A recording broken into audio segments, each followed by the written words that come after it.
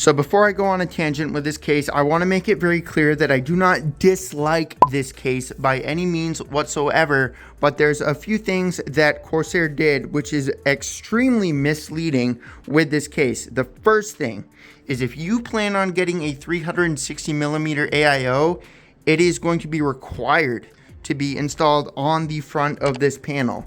And the reason I know for a fact that no 360mm AIO is going to fit on the top of this is because you cannot even install 3 fans on the top of this case, let alone having the actual pump things be able to fit. And the reason is because the wires for the front panel are right there, and an AIO is not going to be capable of being installed in there.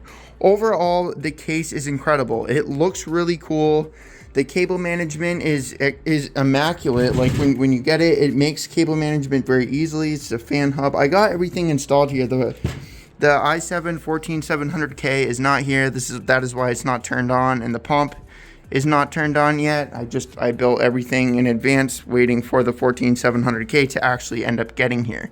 But I just wanted to make it very clear that if you plan on getting this case with a 360mm AIO, you are absolutely going to be forced to put it on the front of this case, which is not that big of a deal. But the one problem with this is that, let's say, because I'm building this for somebody else, it is going to be very hard for them to clean it. And yes, there is a dust filter in there, which I installed, as you can see, but as time goes on, the fine dust particles are eventually going to get in there, and it's going to make it very difficult for them to clean the computer. So basically what they're going to have to do is they're going to need to get one of these things.